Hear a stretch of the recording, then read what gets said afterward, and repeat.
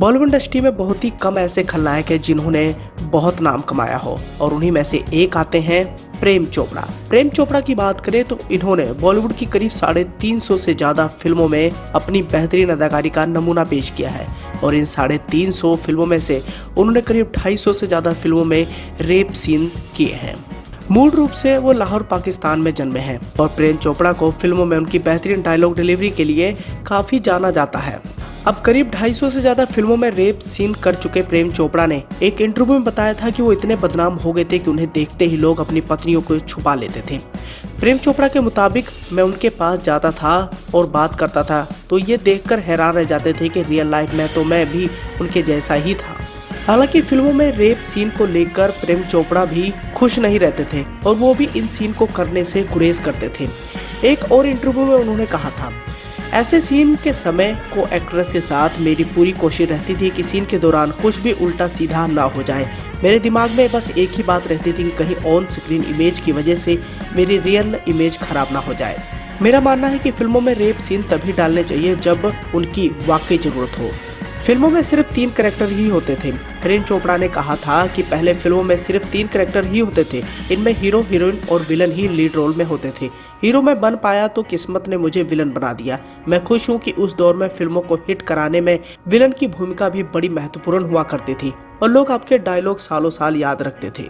यहाँ हम आपको इस बात की जानकारी देना चाहेंगे कि प्रेम चोपड़ा भी बाकी कलाकारों की तरह फिल्मों में हीरो बनने आए थे, यानी वो पॉजिटिव रोल करना चाहते थे, लेकिन किस्मत ने उन्हें कुछ और ही बना दिया। इंटरव्यू में प्रेम चोपड़ा बताते हैं, मैं भी शुरुआत में दूसरे एक्टर्स की तरह हीरो बनना चाहता था। कुछ पंजाबी फिल्मों में मैंने बतौर हीरो काम भी किया और वो पसंद भी की गई। हालांकि हिंदी फिल्मों में मैंने जिन फिल्मों में हीरो सेंट्रल कैरेक्टर के तौर पर काम किया वो फ्लॉप रही। अगर आपकी फिल्में फ्लॉप हो रही हैं तो इंडस्ट्री में ज़्यादा मौके नहीं मिलते। मुझे नेगेटिव रोल ऑफर हुए और मैंने उन्हें एक्सेप्ट किया। खास बात तो यह है कि मेरे नेगेटिव रोल्स को ऑडियंस ने खूब पसंद किया। जानकारी के लिए बताना चाहेंगे कि राज कपूर के साढ़ू भाई और शर्मन जोशी और विकास भल्ला के ससुर प्रेम चोपड़ा एकमात्र ऐसे कलाकार हैं जो कपूर खानदान की 3 पीढ़ियों राज कपूर से लेकर रणबीर कपूर तक के साथ काम कर चुके हैं। रणबीर के साथ प्रेम चोपड़ा ने जहां rocket Singh salesman of the year जो कि सन 2009 में रिलीज हुई थी, वहीं राज कपूर साहब के साथ उन्होंने 1975 में आई फिल्म 2 जासूस में काम किया था। प्रेम चोपड़ा के अगर करियर की शुरुआत की बात करें तो 1960 में आई फिल्म हम हिंदुस्तानी से उन्होंने अपना फिल्मी सफर शुरू किया। इसके बाद वो कई सारी सुपर डुपर हिट फिल्मों में काम किए। कई फिल्मों में उन्हें पॉजिटिव रोल दिया गया, लेकिन ज्यादातर फिल्मों में उन्होंने खलनायकी का ही परिचय दिया। प्रेम चोपड़ा की अगर निजी जिंदगी की बात करें तो प्रेम चोपड़ा की 3 बेटियां हैं, रकीता, पुनीता और प्रेरणा। बड़ी बेटी रकीता ने स्क्रीन राइटर और पब्लिसिटी डिजाइनर राहुल नंदा से शादी की है। इसी तरह मंझली बेटी पुनीता की शादी सिंगर और टीवी एक्टर विकास भल्ला से हुई है।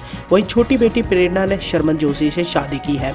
जी हाँ, वही शर्मन जोशी जो 3 इडियट्स और फरारी की सवारी जैसी फिल्मों में काम कर चुके हैं और इनकी प्रेम चोपड़ा की बेटी के साथ लव मैरिज हुई है। शर्मन जोशी की लव लाइफ की शुरुआत तब हुई जब वो कॉलेज में पढ़ रहे थे। यहाँ उनकी मुलाकात एक ऐसी लड़की से हुई जिसे पहली मुलाकात में ही वो दिल दे बैठे। पहली मुलाकात के बाद प्रेरणा को भी शर्मन पसंद आ गए। हालांकि दोनों ने एक दूसरे को अपनी भावनाओं का इजहार नहीं किया। इसके बाद मुलाकातों का दौर चलता रहा और वो अच्छे दोस्त बन गए। शर्मन को प्रेरणा की गंभीरता और बिहेवियर बहुत ज्यादा पसंद था। हालांकि दोनों ने कभी एक दूसरे को प्रपोज नहीं किया, लेकिन मुलाकातों का दौर करीब 1 साल तक चलता रहा। 1999 में शुरू हुई डेटिंग का सिलसिला सन 2000 में खत्म हुआ और इसके बाद दोनों ने 15 जून सन 2000 को गुजराती रीति रिवाज से शादी कर ली।